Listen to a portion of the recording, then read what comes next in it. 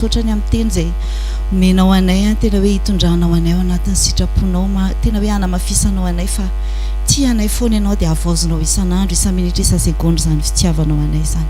dia mitenena indray aminay any amin'ny sitraponao fa tena hoe tianay ary mety aminay izany amin'ny anaranao Jesosy Kristy amen. Androany andaontsika ifampiarahaba kely hoe arahaba hoe ilay notiavin'Andriamanitra manokana teniny eo akaikinao. Amen. Sasy ianao zany. Amen. Ao amin'ny boky ny ohabolana, boky ny ohabolanao, boky ny ohabolana toko 7:9-9.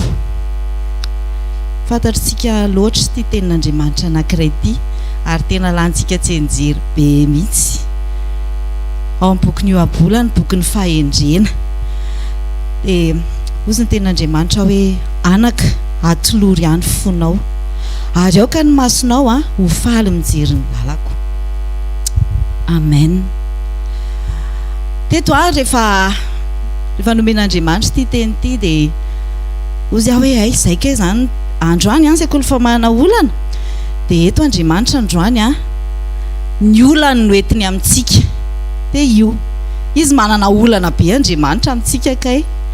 tena hoe araky ny teny mpanompon'Andriamanitra teo hoe tsika rehefa mibebaka marina rehefa tafiverina eo aminazy dia izy tonga dia misokatra be izy dia tiantsika izy dia tiantsika mandrakizay izay ilay teny hoe fitiavana mandrakizay mitiavako anareo izy izany mahatonga anazy manavao foana ilay famindram-po amintsika isan'andro isan'andro. Fa rehefa tao anatin'ity teny ity dia henoko be hoe Andriamanitra manana olana. Androany zasy ianao andaontsika manzany olan'Andriamanitra izany. Amen. Ny olan'Andriamanitra dia tokana ihany tsy be dia be fa ity fotsika ity anaka ozy izy atolory ihany fonao. Manina izy mangataka an'izany jerevy tsara fa nitaova voalohany amboarin'Andriamanitra tamin'ny olombelona dia ny fo ary tena nataony tsara be io ao daholo ny hevian'ny zavatra rehetrarehetra ao dia hitanareo Andriamanitra miteny hoe miverena ozy izy amin'ny fitiavana voalohany izany hoe ty le fo ty ilay antom-pitiavana ato ny fitiavana dia io fo io io tena tian'Andriamanitra rehefa niodina taminazy ny zanak'olombelona dia misy zavatra hafa tafiditra tao anatin'ny fony dia io mahatonga an'Andriamanitra miteny hoe miverena amin'ny fitiavana voalohany izany hoe ity fo ty izay teneniny eto amin'ny boky ny ohabolana indray hoe anaka atolory ihany fonao io ke zany tena olan'Andriamanitra amintsika zanany amintsika ilay niverina eo aminy amintsika ilay efa ao aminazy. Tsika indraindray tena arak'ilay tenin'ny pasteur Arsote hoe sy ny tenin'Andriamanitra manao hoe mitandremintsika sao mihevitra ny tenantsika efa mijoro tsara ndrao lavo izay ny tenin'Andriamanitra nentin'ny mpanompon'Andriamanitra teo. Tsika indraindray mihevitra hoe efa nibebaka efa eo amin'Andriamanitra efa ao amin'Andriamanitra efa zao tsy any le izy fa raha mandinika ny fotsika raha mandinika tsika ny fotsika manahoana tena amin'Andriamanitra fe tena efa nametsika azy tena ny zavatra andrasan'Andriamanitra amiko sy aminao le olany be dia izao tsika ne manolotra ny fotsika foana za mino fa rehefa mivavaka tsika dia hoe tia ny foko ameko anao tia ny foko atolotro anao eny an-dalana eny tsika misy ny hira-piderana tena hoe reny fanomezam-pahasoavana amen'Andriamanitra hiara-asa asoa izay tian'Andriamanitra dia zasy ianao zany reny hira-fiderana mamerina atsika amin'Andriamanitra reny be dia be ny mamerina atsika amin'ny fanoloran-tena marina ny amin'ny fotsika fa rehefa tena mitoetra tsika manahoana io fo io ny fonao ny foko zato isan-jato ny angatahan'Andriamanitra eto ilay Andriamanitra ray ilay nametraka ilay nanao an'io fonao io izy indray amin'izao fotoana izao no miteny hoe anaka atolory ihany fonao. Nahoana moa izy amin'izao fotoana izao no miteny hoe anaka atolory ihany fonao tatoatsinona tena hoe io teny io tena miverimberina foana satria nahoana hitany raha ny zavatra iainantsika dia tena hoe raha lasa ny fotsika tenin'Andriamanitra manao hoe zay zavatra ao anatin'ny fonao ao izy izay ny lehibe ao anatinao ao dia amin'izao fiainana izao amin'izao fiainana mandalo izao izay efa kely sisa satria efa kely dia kely sisa dia hiveriny Jesosy fa amin'izao fiainana mandalo izao dia izao hitan'Andriamanitra ilay fotsika na dia ilay manolotra foana aritsika dia hitany ihany hoe misy makary misy ary misy amin'ireo zavatra be dia be ireo misy makany amin'ilay misy makany am'zanaka loatra tafahoatra, misy makany am'vady diso tafahoatra, misy makany tsy haiko mety hoe mpanompon'Andriamanitra diso tafahoatra dia lasa takon'Andriamanitra. Jereo nge takon'Andriamanitra, maka sisiny kely miafiafy kely izy nefa tena izy nefa ny tena zavatra angatahany amiko sy aminao dia hoe anaka ilay fonao 100% izy omeo aho. Jereo nge fa nisy rehefa fantatr'Andriamanitra loatra zasy ianao hoe iangatsika teniny nge zany any amin'ny farany any ozy izy iangatsika ny fitiavany maro. Fantatr'Andriamanitra natiorantsika hoe tsika kay le olona mora mangatsika tsika rehefa hoe misy zavatra mitranga na dia manolotra ny fotsika foana ary tsika isan'andro dia io fotsika tsika io kay fantatr'Andriamanitra hoe mora mangatsika rehefa midona, rehefa misy zavatra mitranga, rehefa misy zavatra ohatr' izany dia adino izy dia mangatsika. Fa inona ny zavatra andrasany amiko sy ianao? Tsika mafana ao aminy foana.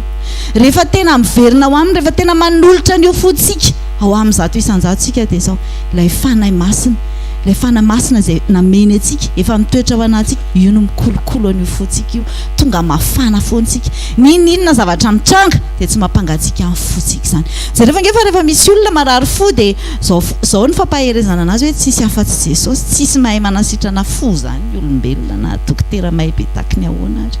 fa Andriamanitra irery ihany mahay manasitrana an'io. Dia androany tena za mino hoe mahakasika anao zany tenin'Andriamanitra zany hoe anaka atolory ihany fonao. Jereo tsara nge fitiavana ny angatahan'Andriamanitra amiko sy aminao, fitiavana azy marina, fitiavana marina anazy, fitiavana tsy mifangaro ninninina, fahendrena be. Jereo tsara fa ny fahendrena dia angatahana amin'Andriamanitra, zany ny teny voasoratra ao anatin'ny tenin'Andriamanitra hoe ny fahendrena angatahana eo, fahendrena angatahana. Dia jereo tsara nge rehefa mangataka tsika ny tena hoe ahity an'Andriamanitra, androany Andriamanitra mangataka amiko sy aminao indray, mba mangataka izy hoe tena mba tiavo ary reto. Tsy haiko fa ohatra zay mihitsy le tenin'Andriamanitra te raha miteny raha miresaka amintsika ohatra tsika ohatra zao izy dia tonga dia izy hoe za reto mba tiavo jereo tsara fa hoantsika mpifankaty dia tamin'ny voalohany tany dia tsy haiko hoe tamin'izany foana moa zany lehilahy foana ny manatona voalohany, fa tsy haiko amin'izao mety efa misy fa lehilahy miteny hoe ahoana ianao mba afaka miendry ana ve mifondry, ahoana ianao fa midiko ny taniko fa eto Andriamanitra ny zanany mihitsy ny nomeny anao, dia Jesosy Kristy lay nomeny anao indray, lay lehilahy olona no miteny aminao hoe mba meo anany fonao, mba meo anany fonao. Ao amin'ny Salamo toko Salamo fa 7:100, Salamo fa 7:100 dia ny andininy faharoa ao dia ozy ny tenin'Andriamanitra hoe zava-poana ho anareo no fo maraina sy ny alipandry ka homana ny ihany nahazo amin'ny fahasahiranana, izany anefa dia omeny ihany ho an'ny malalany na dia matory azy izy. Jereo tsara amin'izao fiainan'izao tsika tena mifo maraina alipandry fa inona ny mampifo maraina anao? Ilay fitiavan'Andriamanitra ve? Sa vao mifo maraina tonga dia any amin'ny volony soso dia tonga dia lasa mandeha mahandro vary dia lasa mahandro laoka dia inona le Jesosy tianao le mikotenao isan'andro izay mihitsy le izy azafady fa izy tena hoe raha vao mamerina atsika izy amin'ny maraina, mamelona atsika izy amin'ny maraina dia aoko tsika atsiary foana hoe io indray Jesosy fa mikote anao hoe mba meo anay io fonao io, mba tiavo ahoana ianao fa tonga indray, ahoana ianao amiko fa tia azafady fa izay mihitsy le izy dia manahoana moditsika fanina ve sa tena tamin'izany tsika tena hoe tsy andro izay ahitana aloha fa mba ameko herinandro kely ianao aloha fa zao nefa le ao anatin'ny fo hoe maika ihany raha mba teoneo dia hiteny tamin'le tsika hoe ohatr'izay zany fa Jesosy ahoana ny anaovantsika anazy, mba ataontsika miandry fotsiny ve izy, ataontsika rianjorony ary fotsiny ve izy, ataontsika miandry firy volana izy sa firy taona sa ahoana dia le fanoloran-tenantsika ve tena marina, ataontsika miandry ve Jesosy vao manaiky tia ny fokomeko anao. Vao omaly izay vavolombelona zany hoe fanatrehan'Andriamanitra rehefa tena hoe nisokatra nanolotra ny fony ho an'Andriamanitra ny olona rehetra tao amin'ny fotoana anankiray, tena tonga dia teo ny fanatrehan'Andriamanitra. tena ho an'Andriamanitra irery ihany ny voninahitra fa tena hoe efa hatry ny maly efa tamin'ny herinandro iteny io tonga dia maly mbola namarin'Andriamanitra. Androany tena andaontsika nolotra ny fotsika ho an'Andriamanitra. Tena hoe fanolorana tena hoe marina, aza asiana fangarony, aza asiana zavatra hafa. Rehefa hivavaka sika rehefa aveo dia andao tena angatao amin'Andriamanitra, izany hoe tena hoe ameo tena hoe fahaizana fahendrena sy fahaizana izany hoe mitia an'Andriamanitra, mitia marina an'Andriamanitra izany zasy ianao, mitia marina an' Jesosy Kristy, mitia marina ny fanahy masina. Ireo le fafenoana ray zanaka fanahy masina. Fa rehefa manaiky tsika ny tia azy ireo dia io le tenin'Andriamanitra hoe omeny malalana izany. Zasy ianao ngely tonga malalana rehefa manaiky izay ngely izy rehefa manaiky tsika dia lasa apakarina dia lasa isan'andro antsika misy miantso foana hoe chéri, isan'andro antsika misy miantso hoe malala. Le vady zay ho an'izay mbola tsy manambady le efa eo akaiky eo le efa omeny Jesosy zay, fa tena hoe omeny malala ny zavatra rehetra. Ataontsika rehefa fo hoe men'Andriamanitra tombonandro tena hoe avaozin'Andriamanitra foana ny zavatra rehetra amin'ny fiainantsika, dia andaontsika tsiary foana hoe io Jesosy mijoro tena hoe miandry ity azy zato isan-jato. Dia mino fa tena hoe ny fanahy masina anampy antsika hiditra ao anatin'izany sitrapon'Andriamanitra izany angataka n'izany fitiavana marina izany dia tena hoe ho faly Andriamanitra ny amin'ny fisinao sy ny amin'ny fisiko. Alleluia, amen. Tsika hitehaka handray ny mpanompon'Andriamanitra.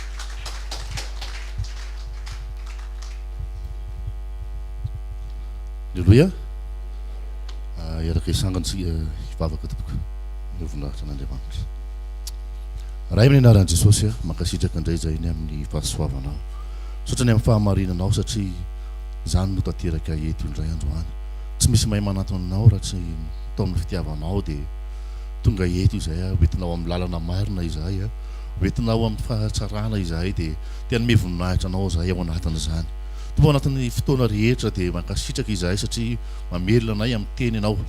Dia izany teny izany Jesosy tena hoe ho azo ho aina velona ty anatina ranonaina velona ty anatinay tsiraray avy. Andriamanitra sy tsara indrindra amin'ny anaran'i Jesosy ianao no ilainy tsiraray avy, teny fiainana no ilainy tsiraray avy, tsy fahaizana amin'ny teny Jesosy. Fa tena hoe aoka ianao nandray ny sehatra, tena hitondra fiainana, hitondra fahavelomanao ao anatin'ny tsiraray avy Jesosy, hitondra fahavelomanao amin'ny fiainana tsiraray avy Jesosy. Zany angatahanay sy tononay amin'ny anaran'i Jesosy Kristy velona avy Nazareta. Amen. Maza ho toerana tompoka. Saotra ny tompontsika ny amin'ny fahasoavana fa za mino ty kosa aloha tena azoko tenena mino zato isan-jato fa eto ihany ny toerana hoe mamatsy ara-panahy tonga dia buffet. Misy plat firy zay plat efa nandeha teo, efa anankiefatra angambany mbola misy telo aoriana voky tsara mihitsy tsika misafidy tsara mihitsy tsika hoe iza ny raisitsika. Tena marina raisina daholo fa tsy hoe iza ny raisina, mamelona daholo reo. Dia ny tenin'Andriamanitra ane mba tena hoe ho ranonaina,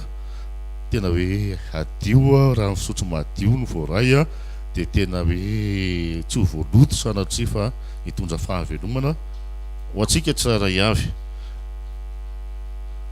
Tenin'Andriamanitra angalatsika ny fizarana zao maraina zao dia ao amin'ny Korintiana voalohany toko fahatelo. Izy ty dia mikasika amin'ilay hoe fandray amin'ny asa fanompoana sy ny asa iarahantsika amin'Andriamanitra. Raha jerevana ny soramandro dia manao hoe ny amin'ny raharano mpitoroteny tsy ny mbola izahana toetra azy. Zany hoe za eto aloha zany mahazo indrindra satria za zao no mitoriteny, fa mbola ho zahana toetra ny mpitoroteny. Fitenin'Andriamanitra isan'ny taritan'Andriamanitra tao anatin'io ny fahatahorako an'ilay tenin'Andriamanitra hoe tsy fantatra akory ianareo, satria melohan'ilay hoe tsy fantatra akory ianareo dia hoe efa namoaka demoni tamin'ny anaranao zay, efa nanao azao zay. Dia Jesosy efa inona zany no tena tokony asa atao raha ohatra ka hoe asa tena reto asa rehetrarehetra reto nampaminany na inona tonga dia lasa hoe mpanao meloka daholo. Dia nitaritin'i Jesosy tao anatin'ny sitrapony hoe ty tenin'Andriamanitra vakitsika ty Korintiana voalohany toko fahatelo raisika ny 9:5 manao hoe fampiara-miasa amin'Andriamanitra izahay ary san'Andriamanitra sy trano arafitra Andriamanitra ianareo. Araka ny fahasoavan'Andriamanitra nomena ahy, araka ny fahasoavan'Andriamanitra nomena ahy, tahaka ny fanaon'ny mpitamarika mahay no nanaovako ny fanorenana. Ary ny hafa mandrafitra eo amboniny, nefa aoka ny olona rehetra hitandrina izay arafiny eo amboniny. Fa tsy misy mahay manao fanorenana afa-tsy izay natao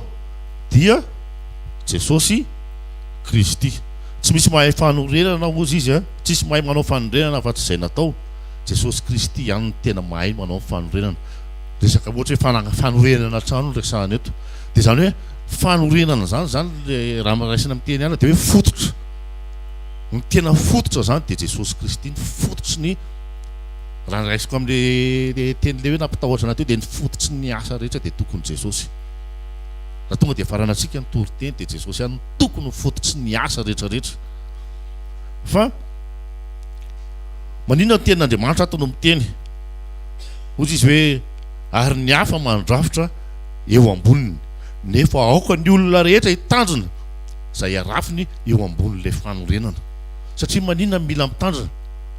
Misy mandrafitra zavatra hafa eo ambonin'ilay fototra, misy mandrafitra zavatra tsy izy eo ambonin'ilay fototra. Tamin'izany fotoana zany rehefa le tonga ny teny Jesosy dia hoe afaka efa nampianarantsika hoe misy mitondra afo tsy izy rehefa hoe andondona, rehefa hoe le dimy adala zany rehefa tonga amin'ny fotoana dia le mitondra afo tsy izy. Fa mba tsy hatsarantsika an'izay dia ndao tsy handrafitra zavatra tsy izy koa eo ambonin'ilay fanorenana. Ny eo ambonin'ilay fanorenana araka ny tenena teo dia Jesosy Kristy ny fanorenana, Jesosy Kristy ny fototra. Dia ndao tsy zavatra hafa no ambolena, no tsy ambolena satria tsy saly izy fa trano kay moa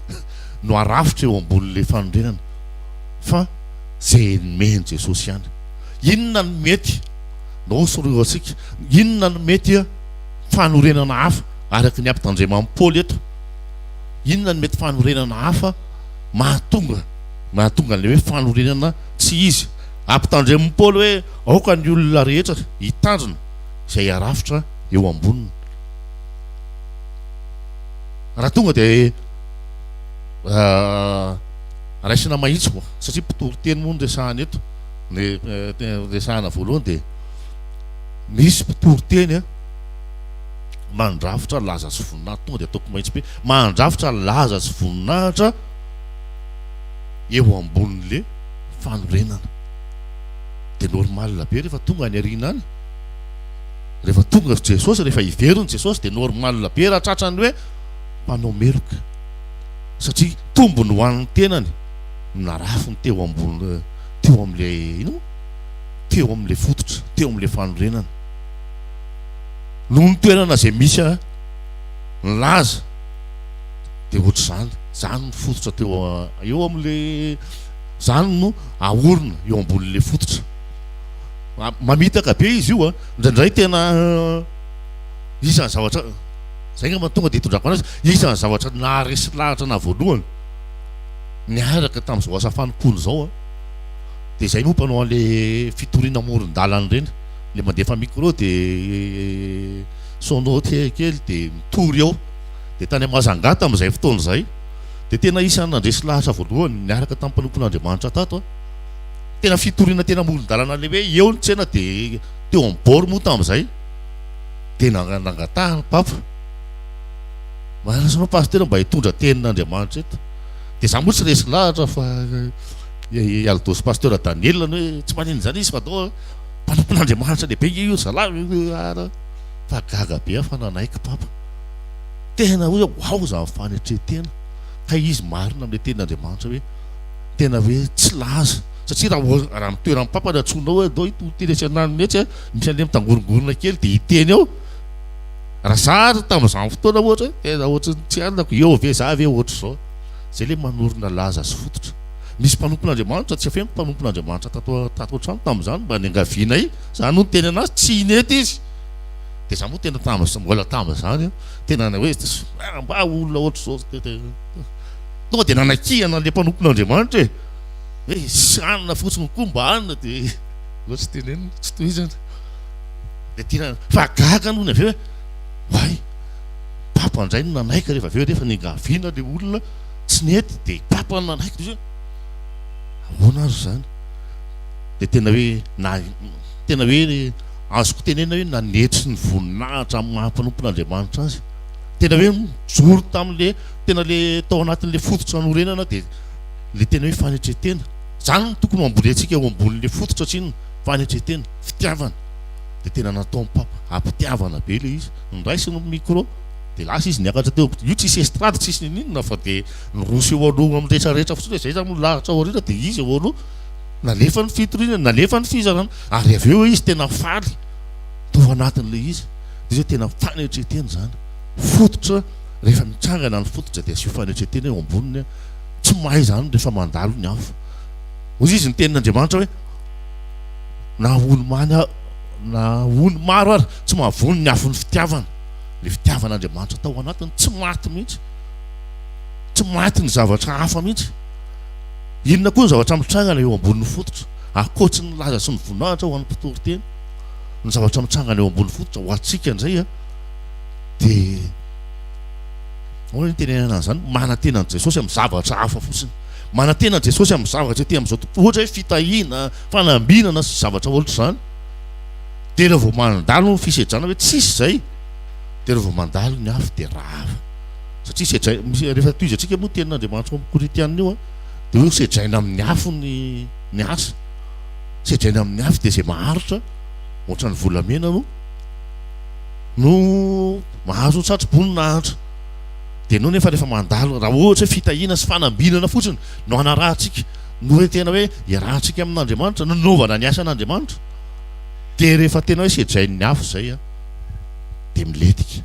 rehefa tena sedrain'ny afo zay dia tonga dia may rava tsisy ny ninona miorina ntsony tsisy ny ninona ntsony ho anao inona koa ny mitsangana eo ambonin'le fototra inona koa ny fanorenana inona koa ny eo zavatra hafa tsy izy eo ambonin'le fototra misy ho amin'ny mpanompon'Andriamanitra dia hoe le asa mihitsy zay le tena zavatra le asa mihitsy indraindray ny tena lasa lehibe noho n'le fototra rehefa avy eo any amin'ny architecture aloha tsika mahita ihany hoe ahoana ary ty tsaiko na rehefa hita zao micro zao dia ohatran'izao io fototra io ino moa pia io dia le trano amin'izay rady be ary ambony ary zany hoe le asany lehibe noho ny fototra manao ny asa fanompona ho lehibe hoe tena efa mega eglizy na efa tena za mila tonga amin'izao nefa ny tadiavin'i Jesosy amintsika dia tsika miaina anaty fahamarinana fotsiny hoe zao ny fitondran'Andriamanitra zao ny fiarahana amin'Andriamanitra dia miaina ao anaty fahamarinana fotsiny rehefa lasa mega eglizy ianao dia mijoro tsara fa vao maika ange mandetika ny mega eglizy ny toe-po ao anatin'ny mega eglizy raha sanatsika tsy tena mitoetra tsara ny fahamarinan'i Jesosy ao anatinao inona koa ty fototra tsy fototra fa ty fanorenana manaraka eto ty dia mahazo ny rehetrarehetra tsy mpanompona tsy mpitory teny ihany tsy mpanompon'Andriamanitra ihany fanakabeazan'ny olona misy mandrafitra fitiavam-bola sy fitiavan-karena eo ambonin'le fototra manao ny fototra ho fahazahoam-bola izy moa le fototra teo Jesosy manao ny fototra ho fahazahoam-bola na fampanantenana vola ho an'ny olona mampitodika ny olona amin'ny tany mampitodika ny olona amin'ny zavatra zao tontolo zao raha tonga dia raisina avy hatrany tonga dia ataontsika mahitsy be dia hoe lasa serviteur de maman indray le olona rehefa avy eo mpanompo ny mamona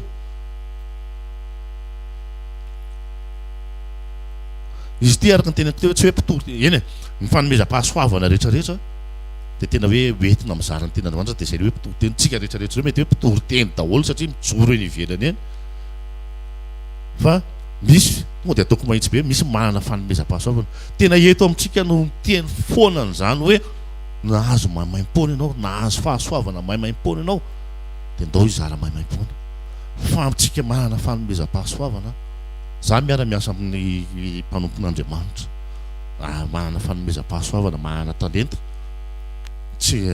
miaraka eny dia tena manitry foana tamin'ny voalohany aloha tena tafalasaka tao anatin'ilay izy nisy fotoana tena asiako mafy ny tenako mangana aloha tena hoe tsy mandeha amin'ny fahamarinana araka ny tenako teo hoe tena tadiavin'Andriamanitra dia isika mandeha amin'ny fahamarinana zay ny fototra mila miorina eo ambony zay ny asa mila miorina eo ambonin'ilay fototra fahamarinana inona avy nefa ny tenako teo fanetretena fitiavana fahamarinana fa le fahamarinana efa lasa fahamarinana baikony zao tontolo zao fahamarinana lasa zay norme amin'izao tontolo zao ny fahamarinana ohatrany hoe lasa marina amintsika tamin'izay fotoana zay ny présidence ny antso ny ekipa zany mba hoe anao teo amin'ny kianja barea teo tena zao personne teo veleso mafy ny teo présidence za manavola dia veleso mafy fa androany tonga ny tenin'Andriamanitra dia nanitry dia hoe taiza moa tsy marina tena rehefa le dinihana amin'ny tenin'Andriamanitra zany dia hoe taiza moa tsy marina tamin'ity tenin'Andriamanitra ty dia tena tonga dia nampatsiahiva fanamasina ianao nge no teny andreo bandy reo hoe veleso mafy fa présidence io manam-bolo reo dia androany manitry antsika ny tenin'Andriamanitra manitry antsika ny tenin'Andriamanitra hoe no mena fanomezam-pahasoavana maimaimpona ka ianao mena talenta ianao maimaimpona fandana ataovy maimaimpona satria tena lasa betsaka amin'izao betsaka ny manana toerana ao anatin'ny fanompona dia mialatsiny raha miteny an'ity hoe za ilain'ny fanompona zay ngambany za ilain'ny asa fanompona za tsy mandeha raha vao tsy etohana ny frehako za tsy mandeha raha vao tsy loger za tsy mandeha raha vao tsy nory fa aiza ny nandro Jesosy aiza le toeran'i Jesosy ao ambadika zay aiza le nomeny Jesosy anao ambadika aiza le fitiavan'i Jesosy le tena tokony mitsangana eo ambonin'le asa za tsy mandeha raha vao tsy izany manokatra ny fotoana raha tsy izany mitovy teny za tsy manao an'io raha vao tsy zahako ny tena hoe lasa misy fanorenana hafa ao ambonin'le fototra Jesosy nomenanao mijalina le izy natao hoe asa fanompona Jesosy ary ao anatin'le zavatra atao tena Jesosy notoriana kanefa maninona raha vao tsy complet le tena misy zany tena raha vao tsy complet ny condition raha vao tsy complet le zavatra hoe tena hoe mampety anahy amin'ny toerana le izy moa mipetraka amin'le toerana foana hoe za efa manomboka lasa manano toera koa dia tsy atao le asa fanompona raha vao tsy isy vola raisina dia tsy mandeha zany raha vao tsy isy vola raisina dia zay tsy andeha amin'io zay tsy afaka manao an'io mifona amin'ny tena hoe mpanakanto sy ny karazany mety maheno izy moa tao anaty directa ka itsika alleluia fa tena mifona tompoko fa ny tenin'Andriamanitra avy lao Jesosy ny risika motivation antsika rehefa Jesosy no maniraka dia andana ataovy na tsy andraisanao ninina ary fa misy tenin'Andriamanitra hoe lehibe Jehova ny valim-pitio anao zany Jehova valim-pitio atsika zany tsy voasolona miliara ny fiarovan'izany ray andro amen aloha vaina amin'izay nyresaka sady efa kely sisaka ny anjarako ny tena olana ao anatin'ilay izy dia le fanorenana eo amin'le vola lasa ny fomba n'izao tontolo zao zay le tena hoe misy fahamarinana n'izao tontolo zao lasa fahamarinana arahantsika kehitriny hoe ny vola ny mahavita amin'izao dia tsy mitoetra le fahatokinan'Andriamanitra tsy miorina le fototra amin'ny fahatokinan'Andriamanitra tsy miorina amin'ny fototra fahatokinan'Andriamanitra le zay nge zavatra simbain'le vola tokony mahatoky an'Andriamanitra ianao fa Andriamanitra jire dia tsy dia nefa nohony le hoe ny vola mahavita amin'izao dia tsy mahatoky an'Andriamanitra tsontsika zay ny simbain'io vola io zay ny ravain'io vola io tsy miorina amin'ny fahamarinana satria raha vao misy vola dia tsy mandeha amin'ny fahamarinana izy ity resaka kolokolo indray eo amin'ny resaka kolikoly tsy mahafehy ny vola tokony ho fehezana vola tokony ho fehezina fa tsy fehezana vola tokony ho fehezina fa tsy ny vola no mifehatsika sika no hoe manambola dia zao no anaovako an'ity fa tsy hoe ahoana nahitako vola dia anao an'izao iny tenenin'Andriamanitra ne tamin'izany fotoana hoe manaraka foana fa eo amin'izay le izy tena toetra le izy tena fanahy miasa le izy tsy haiko ohatra hitanareo fotsiny eo amin'ny fijoroana vavolombelona rehefa mandeha ny fijoroana zany hoe mbola tsy mety hoe efa nisy fa zany tsy teo fa mandeha ny fijoroana vavolombelona hoe tena mijoro vavolombelona fa ny olona zay manao ny tenako aloha ny tratra voalohany indrindra ny olona zay manao an'ity zavatra ity dia tsy maintsy mandoa fa za noho ny fahasoavan'Andriamanitra dia lamina ny zavatra rehetra satria tsy nandoa vola teo amin'ny fanaovana kolikoly satria tsy maintsy mandray kolikoly zany le birao rehefa ohatra ka hoe mandray dosiana ohatra zany fa vitsy no mijoro satria tsy nandoa vola tonga dia ataoko mahitsy be le tsy mandoa kolikoly tsy mandoa vola zay ny tena ao ambadika le izy tsy mandoa vola ny tena ao ambadika fa vitsy ny olona mijoro vavolombelona hoe rehefa nahazo an'le toerana tsy mandray kolikoly tsony tena tsisy namana tena zany io mbola tsy nahita ao tsisy olona mijoro vavolombelona hoe tafiditra tao nisy fotoana zany anao concours-na inspecteur de douane ny voalohany indrindra tsy tafiditra dia avy eo nidina contrôleur dia avy eo nidina agent dia avy eo ny niveau CEPE tsy tadidiko tsony no farana tena nanao le niveau dia tany amin'le niveau ana CEPE tena nandoa vola nanao kolikoly inona ny tanjona tao ambadika zany ny tanjona tao ambadika le izy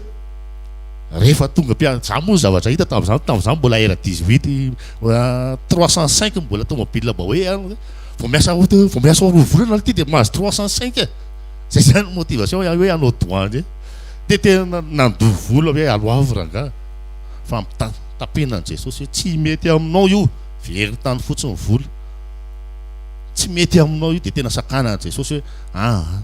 very tany fotsiny dia le izy fanany ao anatin'le izy tena hoe tsisy samijoro vavolombelona rehefa avy hoe tonga eo amin'le toerana dia tsy mampanao kolikoly olona satria mandraika rehefa le mandray an'le vola amin'izay rehefa avy eo dia mety indray le mandray vola nefa tsy nety taminao le izy tany aloha rehefa ianao ny takiana dia ndaotsika hianatra ndao andeha amin'ny fahamarinana ao amin'ny tenin'Andriamanitra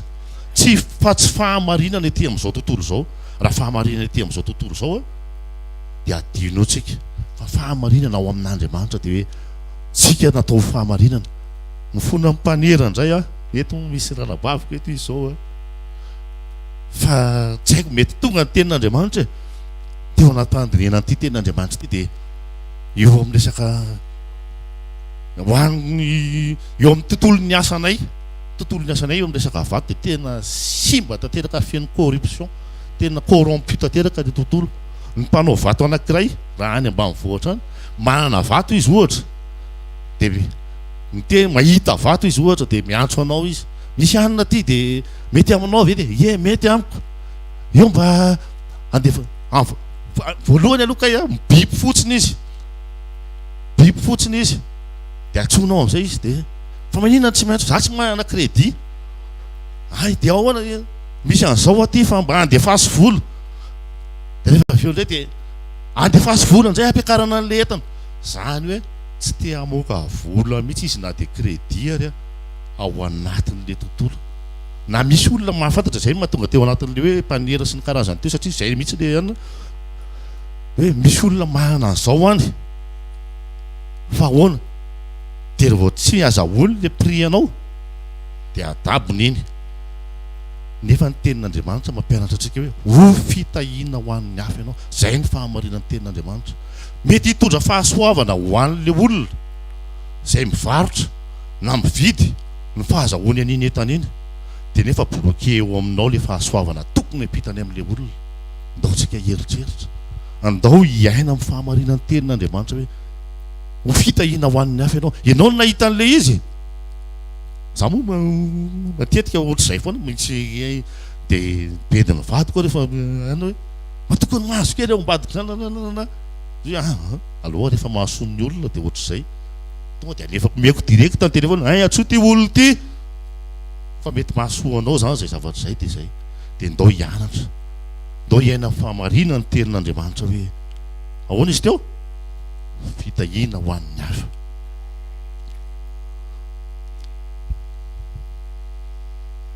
dia iverintsika ao anatin'ny amaranana lizy iverintsika ao anatin'ny tenin'Andriamanitra iverintsika ao anatin'ny le exemple teo tsika samy mpiara-manompo eto do tsy atao anatintsika tsy atao anatintsika mihitsy ny hoe ahoana ny tena zany tsy hanana sakrifisy tsy hanana sakrifisy tsy afoy mihitsy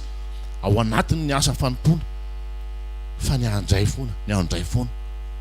fandao tsika miara-miazakazaka atao anatin'ity asa fanompona ity raha misy fahasoavana raha misy fanomezam-pahasoavana ameny Jesosy ianao a sakrifio mety efa miantoko asoanao ianao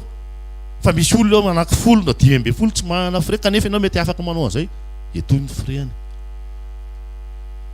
na toy anankiray koa ary fa tsy hoe zako tsy efa navita anome soanao efa miala tsy fa ny nahy moa ny teneniko zany asiako mafy eto aloha fa tsy tenin'ny hafa dia ndao hianatra hoe tena hoe zay ny atao hoe fanompona sakrifisy mahafoy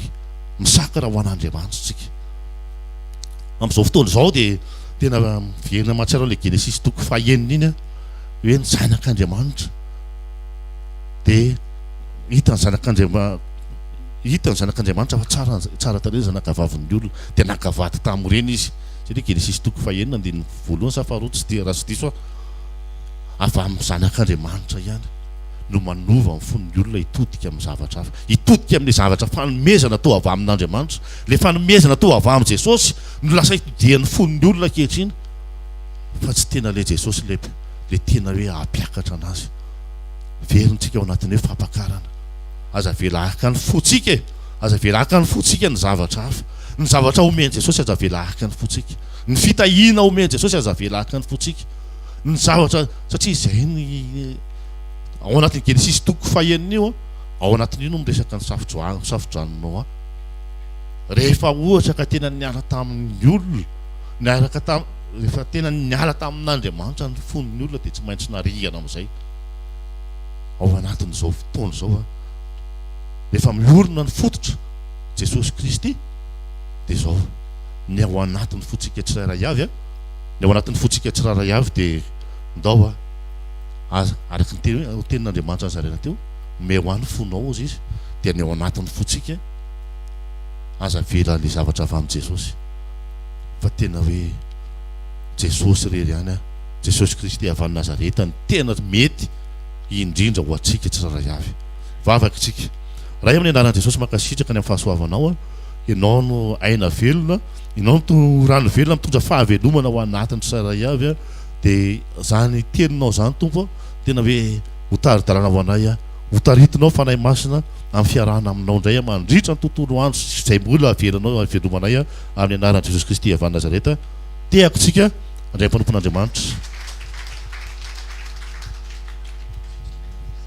Alleluia. Miarabantsika indray tratran'izao herinandro vaovao izao vavaka antsika misora tompo fa miteny amin'ny manakarivo anao Jesosy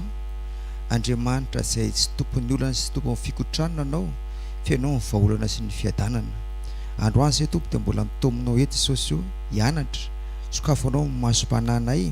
ary koa tianao izay tompo tsy hiaina anaty lalina makana fandringanana tompo fa ny tsy fahalalana mitondra fandringanana mitarima manakarivo fanahy masina amin'ny anaran'i Jesosy tompo amen. Araka ny ten'Andriamanitra izay nentin'ny mpanompoandriamanitra teo dia hoe iza marina ianao ve mitondra fahasoavanao any hafa sa mitady fahasoavana ary izay ny tena olana efa tsy mipetraka ny olana anankiray eo amin'ny toerana tokony toerana dia lasa problème lasa olana zay mahatonga amin'ny Paoly miteny amin'ny Korintena faharoa toko fahatelo amby folo andiny fadimy manao hoe dinio ny tenanareo na mitoetra amin'ny finoana ianareo na tsy eo izy izy izao toetra ny tenanareo amen. Iteny dia teny nambaran'ny Paoly apôstôly ho an'ny fiangonana tsy ho an'ny jentilisa ho an'ny fiangonana dinio ny tenanareo zany hoe zany rehefa tsika miaina ao anatin'ny fandinitena dia mitondra antsika ho azy ao anatin'ny vavaka amin'ny fiombonana amin'Andriamanitra zay ny tena vavaka nanay tsika manao hoe hivavaka Jesosy fa raha vao miainga anatin'ny fandinitena io misy lanja bebe misy communion amin'Andriamanitra antsika vavaka atsika ho amin'ny firenena vavaka tsara be zany fa aleo tsara mainga ao anatin'ny fandinintena ary eo ny fanahy masina no miditra manampy antsika jereo tsara ny ireo olona fa zavara fiainantsika tsisy mandehandeha ho azy zany raha tsika zao mijery zao le tamin'ny Jesosy niditra tao Jerosalema tamin'ny vonany tegna zanabrika tsy kisendrasendra iny fa zavara voasoratra iny ao amin'ny bokin'ny Zakaria toko 7:7 io fiainanao koa tsy kisendrasendra fa mizavara voasoratra ao fa raha tsy mandiny teninao mijabaka ianao alleluia zay mahatonga amin'ny baiboly te manao hoe nilalaka tsika ny diso milalaka alentsika any amin'ny Jehovah sosotra amin'ny fontsika ozy izy lazaintsika efa Andriamanitra manao an'izao menatsiny ny prêt-à-pot menatsiny ny ankonana menatsiny ny firenena nefa misy fotoana tsika misy ny diso lalaka ale satria tsy ampy fandinitena tsika zao tonga eto zao misy tena maro be raha mba olo anankiray mantsy zao mitondra ny teny de hoe fa misy karazany be dehibe mihitsy fa misy ho anao foana na de anankiray ary amen misy zavatra voasoratra ao anatinao raha tsy jerentsika zany zao tantaran'ny olo anankiray ao amin'ny baiboly tantaran'ny Lota zao tamizy niaraka tamin'ny Abrahama mbola tsy Abrahama mbola Abrahama de jereo tsara ny voatay izy marina fitahin'Andriamanitra ny Abrahama fa izy nanaraka lalan'ny Abrahama de nandray fitahiana avy amin'Andriamanitra ho azy fa rehefa Lota nisaraka tamin'ny Abrahama de naninona tsy nandiny tena izy fa nandeha anatin'ny fombafomba foana Lota rehefa avy amin'izay de jereo ny mihevitra Lota fa mandeha ho azy ny fiainany nefa mizavara amin'ny vily tsy kelikely zasura fa Lota niaraka tamin'ny Abrahama tsy surtoka zany fa rehefa nandeha zay vao nisaraka tamin'ny Abrahama izy de tsy nandinika fa hoe zay lenao tsy aleko izy Abrahama hoe raha miana atsimo anao za miana avaratra raha miana avaratra anao za miana atsimo raha miasinana anao za miakandrefana raha miakandrefana anao za miasinana fa misafidiana anao tsy nandinika izy fa de nijery izy hoe hoay ry misy tany anankiray ohatra sahan'Andriamanitra ozy amin'ny baiboly de Sodoma ohatran'ny sahan'Andriamanitra ohatran'ny Egypta ozy amin'ny baiboly lonaka ozy izy de nijery ty ivelany izy tsy nandinika de naninona nefa nozy amin'ny baiboly olona tena ratsy fanamponina natao tanao ilaina amin'ny fandinihana fatantsika tsara ny fa ao anatin'ny heritaona misy karazana orana eo anatin'ny heritaona eto amin'ny tany de anankiray oram-pahavaratra anankiray orana mampisasa taona anankiray orana izay mitondra fahavokarana mamelombelona ny zava-manan'aina anankiray indray orana manitsan-dravona alleluia ka tsy rehefa orana malena lohanao kory de masoa daholy zay ilaintsika hoe mila tsika mandinika foana araka ny teny mpanompo-Andriamanitra teo manao hoe hoay ohatra zany le any amin'ny barosasany manao hoe raha tsy mamitra kely ohatra maso vola be nefa jereo tsara fa orana zay anisany manitsan-dravona zany zavatra zany amen teniteny akaikina hoe mila mandiny tena tsika isan'andro hoe amen ivoaka vetytsika tokony hoantsika ny ten'Andriamanitra mila tsika miditra lalina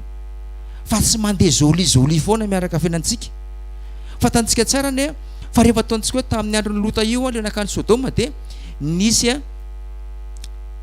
tanàna anakefatra niady tamin'ny tanàna anankidimy de tanànan'ny Sodoma sy Gomora de sy anankitelo niaraka taminy de nakary tanàna anakefatra de ny olona tsy amfantenitena de hoe tsika firenena anankidimy ve de aresy firenena anakefatra nandeha niady resy ny firenena anakefatra resy ny firenena anankidimy resy ny firenena anakefatra azonareo de babo rehefa babo tany de zavara vakino amin'ny baiboly fa rehefa lasa le mpamabo le zavatra de ny hanina sy ny fananany Sodoma sy Gomora any lasa tany niaraka tamin'ny Lota fa nankiteny tsy voakitika azonareo misy zavatra tsy mandehandeha ho azy eo avy eo lasa tany Lota sy ny ankonana sy ny zavatra tao amiko de ozy ny baiboly rehefa am'izay manao hoe enin'ny Abrahama de namory ny Abrahama zay ompo kely tao oran'ny zanaka ny mpanompony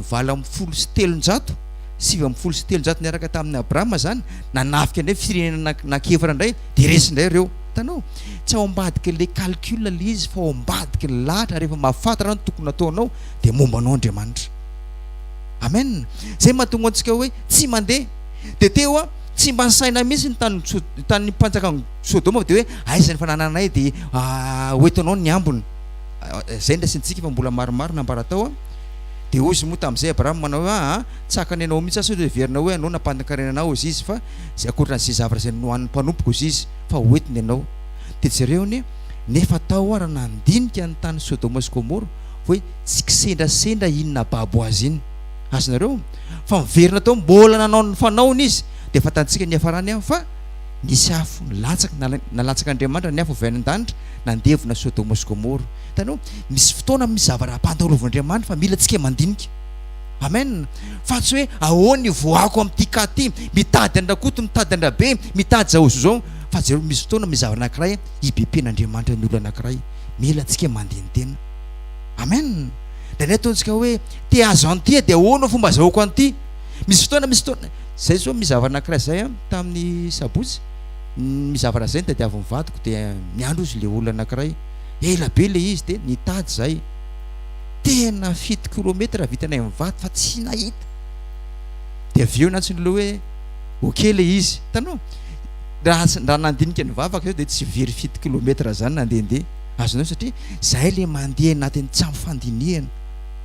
alleloia mandinihitsika ny tenantsika isan'andro amen jereo fa misy zavatra mandalo ony tena ozy n'Andriamanitra tamin'ny Ninive manao hoe sitraka anao izy tamin'ny izy te tamin'ny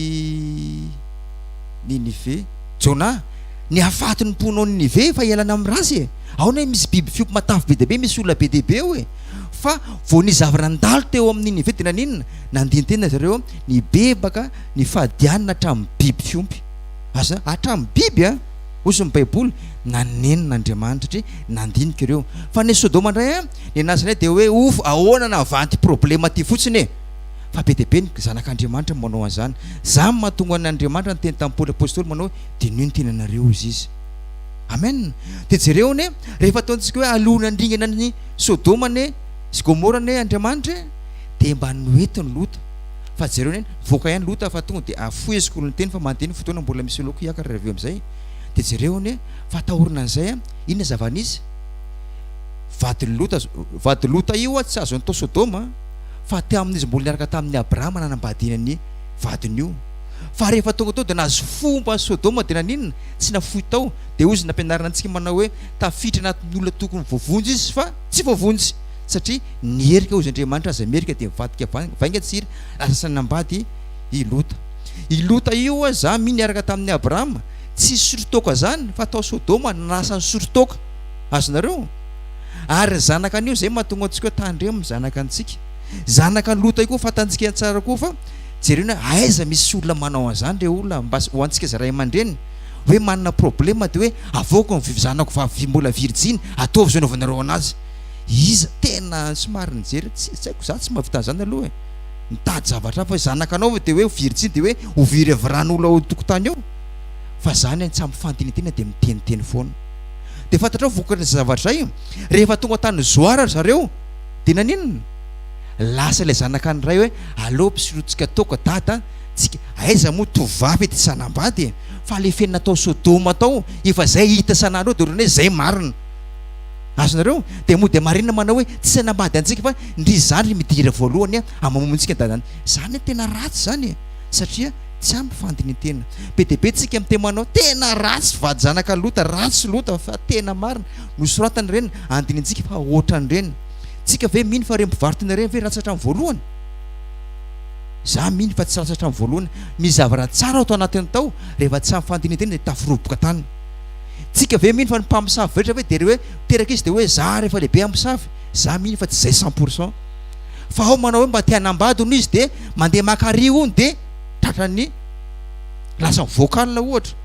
na hoe fiarovatena ohatra de lasa mamosavy satria tsy ampy fandinitena re zavarena nampandalovana antsika fa tian'Andriamanitra atsika hiditra ao anatin'ny fandinitena manakariva tsy tena ratsy be Lota tsy ratsy be loatra ny amponina tany Sodoma fa soratany reny andinintsika fa mety ho zany zaisanao rahapiso rehefa satria io Lota io tandindo fiaviany Jesosy amin'irao lanitra io amen misy ny fiainana misy fahafatesana ozy teny Jesosy manao hoe tahaka ny mpiandro olo izy mametraka ny ondry eo akavanana ny osy eo amin'ny akavia ozy izy za mi fa manomboka amin'ny teny anty ampitombony fiombonantsika amin'Andriamanitra ao anatin'ny fandinitena jereo ane fa Jesosy ny amin'ny alina de manenona mitokana izy mandiny tena manontany andray vao miditra ny rapitso raha ohatra mbola tsy tonga amin'ny farany dia zavatra tsara be. Mahita za fa zay teny zay apitranao bebe kokoa anaty fandiny tena vao mivavaka satria hita manokanao tsika Andriamanitra vavaka atsika. Misaoratra Jesosy ny amin'ny fitiavanao anay fa miteny manakarivo anao Jesosy io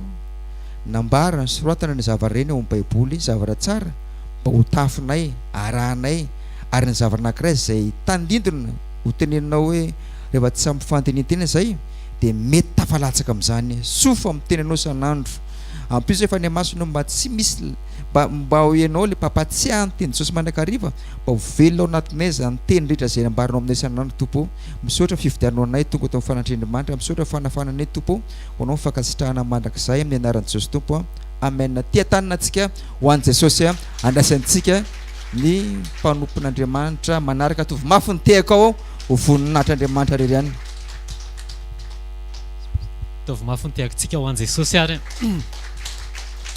manana fiadanan'i Jesosy amintsika betsaka izay teny rentsika teo zay sa mbola tsy ampy betsaka izay fa andaontsika anaty fanatitra dia ary tsy anaty box zay nomaninao ny asan'Andriamanitra tena nandraintsika teo atao amin'ny baiboly eo am-panatazana amin'ny fanatitra dia misy karazan'olona zatra tonga eo amin'ny fanatren'Andriamanitra fa tsy mampihetsi-bolo maso an'i Jesosy any misy olona tonga eo amin'ny fanatren'Andriamanitra foana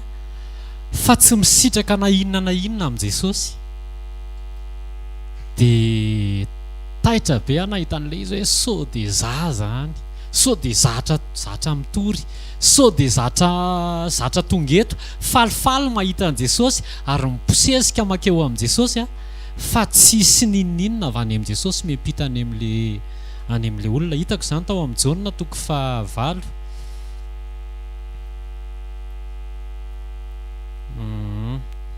Jaona 5 eo ihany aloha vetivety kely aza mihetsika. Jaona 5 andininy fa 70. Jaona ve sa Luka azafady. Luka 5 andininy fa 70 dia izao voasoratra amin'ny anaran'i Jesosy hoe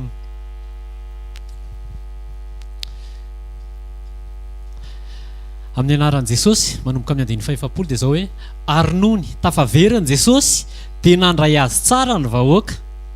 fa niandry azy avokoa izy rehetra. Ao tantarany izy ity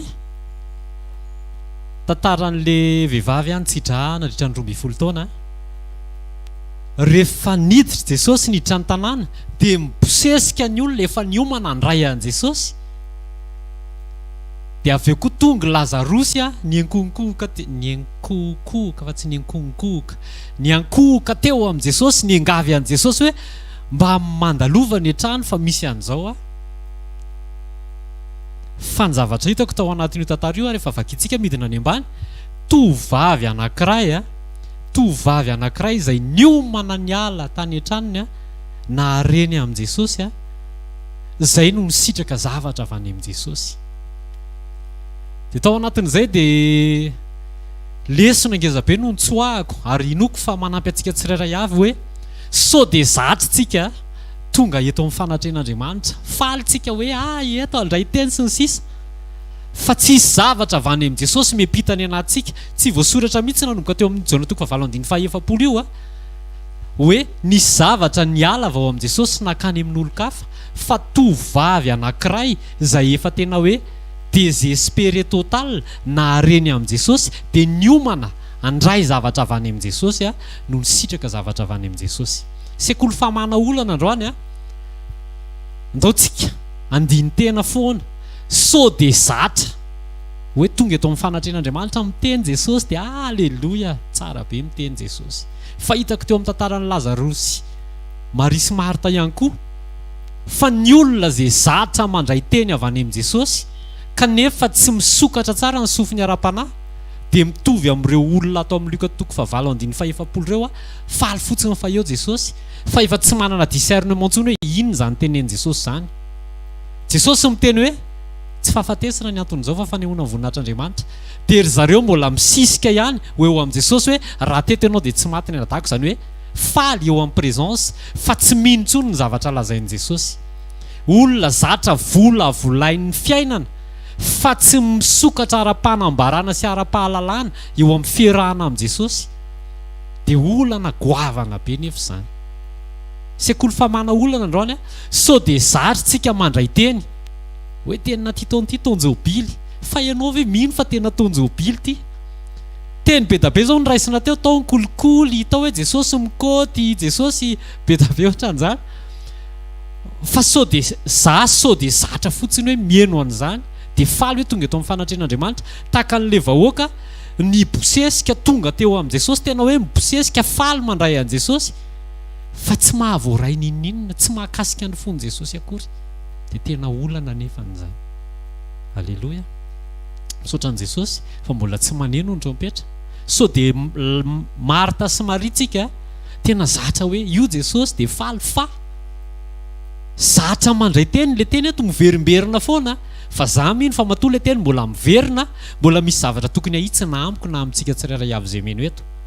hoe matory Lazarosy dia zareo mbola misisika ihany hoe maty ange Lazarosy raha teto ianao dia tsy maty nefa Jesosy nefa miteny dia ohatran'izay mihitsy ny fiarahantsika amin'i Jesosy isan'andro mionona fotsiny hoe efa nivavaka efa namaky baiboly nandray teny na namonjy sekoly na nahazo révélation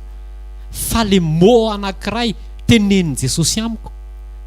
tokony misy fiantraikany amin'ny fiainako androany iny, tsy ny fiainako rapitso akory fa ny fiainako izao mandray teny izao tokony hoe miala eto zany dia tena hafa mihitsy ny fomba fahitako ny fiainana satria Jesosy tsy miteny zavatra amin'ny olona tsy tokony hitenenana zany. Tsy haiko aloha nareo fa rehefa miresaka amiko Jesosy amin'ny alalan'ny mpanompon'Andriamanitra izay tonga mitsangana eto dia teny tonga dia hanova ny fomba fijeriko sy ny fiatrehako ny fiainako rehetrarehetra androany iny sy ny any amin'ny hoaviko dia tandremo sao dia Marta sy Maria tsika tonga eto tandremo sao dia ny fiainana no avelantsika amola volantsika eo amin'ny fiarahana amin'i Jesosy sao dia zatra mandray teny koa eo amin'ny fiarahana amin'i Jesosy dia lasa badenina zatra fotsiny nandray teny androany maivamaivana sy ny sisa nefa le fiainanao tsy latsaka anepaka le teny dia tsy manova ninninona eo amin'ny fiainana le teny. Amen. Mino fa eto Jesosy mampita fiainana, mampita ny fanahin'ny fanambarana dia ndao tsika hitsangana hivavaka, ndao tsika hivavaka hoe Jesosy aoka tsy ho zatra mieno anao, aoka tsy ho zatra fa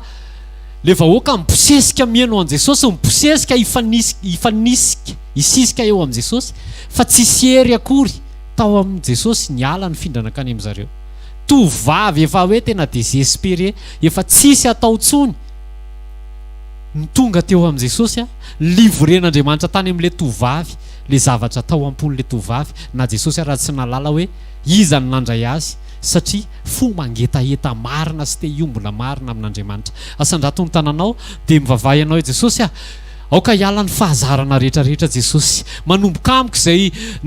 tondrainao an'izany teny zany dia aoka hiala ny fahazarana mitory-teny, fahazarana mieno, fahazarana manao aleloia, fahazarana ohatrany hoe mirehatra eto mpandrenesana teny Jesosy kanefa ny teninao dia tsy miverina any aminao foana raha tsy mahatateraka ny asany eto amin'ny fiainako sy eo amin'ny tsirairay avy izay mandray ny teny. Aoka izay Jesosy tsy ho tahaka ny vahoaka mibosesika hieno ny fanatrehanao, mibosesika ho tonga eo aminao kanefa tsisy ninninona voarain'le vahoaka akory avy any aminao. Jesosy zay Jesosy le olona miandrandra ny fiavinao, aoka ny sofina iara-panahy hisokatra amin'ny fotoana rehetra Jesosy tena hoe ho sensible, tsy ho zatra mieno teny fa zatra mieno dia tonga hitsakotsako ny teny rehetrarehetra na teny anankiray ara Jesosy dia misy lanjany. Aoka tsy ho tahaka amin'ny Marta sy Maria Jesosy efa miteny ianao hoe matory Lazarosy tonga amo azy dia mbola misisika foana hoe ka maty ange izy ka maty, zany hoe tsy misokatra ara-panambarana eo amin'ny fiarahana aminao mihitsy Jesosy fa aoka Jesosy ny sofim-panahinay hisokatra dia aoka tsisy toromaso ara-panahy fa olona vonona tsara anokatra ny any anaty ray manontolo dia tonoko amin'ny anaran'i Jesosy fa mifoha daholo ny fanahin'ny olona, misokatra ny sofim-panahin'ny olona, tsisy olona midoika sy miady hevitra amin'Andriamanitra zany fa ao anatin'ny teny fahamarinana amina izay ambaran'Andriamanitra dia tonga fiainana eo amin'ny tsirairay avy izay mandray zany amin'ny anaran'i Jesosy Kristy avy any Nazareta. Misaotra ray amin'ny anaran'i Jesosy fa tsara loatra ianao, misaotra ny amin'ity fotoana androany ity, misaotra ny amin'ny karazana teny izay nomenao, misaotra fa isan'andro ianao dia misisika azo ny fonay ary ny fonay zato isan-jato. Misaotra fa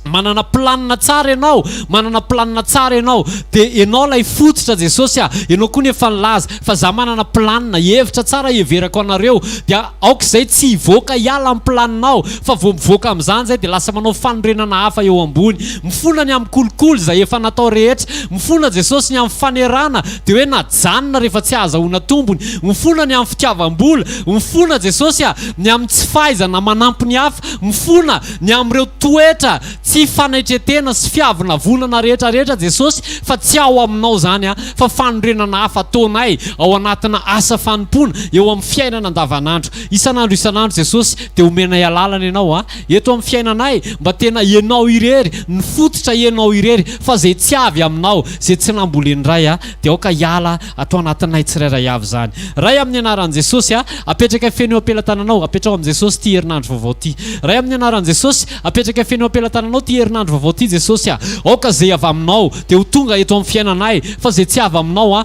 aoka hiala zany. Ninona planin'ny fahavalo, tetavin'ny fahavalo anasorana anay ho déconnecté aminao, dia tononona fa ny fiadiana rehetra zay voaforona amelezana anay, dia tsisy ambinina amin'ny anaran'i Jesosy, tsisy vaovao ratsy zany ty ambavanay, fa ny sitraponao ihany, ny planinao ihany, ny teninao, ny fikasanao, zany no ventesinay isan'andro ao anatin'ny zavatra rehetra zay lalovana. Misaotra Jesosy fa na inona sainao lalovana amin'ny herinandro ty dia efa fantatrao zany fa mety aminay, zakanay, ary ny tanjony io dia ho fiderana sy ho fanomeza amboninahitra ny anaranao rery ihany. Ray amin'ny anaran'i Jesosy taio ny tsirairay avy zay nanome voninahitra anao teto, taio ny olona zay tsy afaka tonga teto koa Jesosy, mba voazona mandrakizay, voatahiry hatramin'ny fotoana hanenoa ny trompetra, ary raha hanenoa ny trompetra amin'ny herinandro ty dia tsy misy na dia ray ary ho adinonina izay rehetra Jesosy. Taio ny ankonanay, taio ny ankizy any am-pianarana, taio ny olona zay eny an-dalana, taio ny olona zay mivoyage, taio ireo zanak'Andriamanitra rehetra maneran-tany, dia mba amin'ny herinandro ty koa Jesosy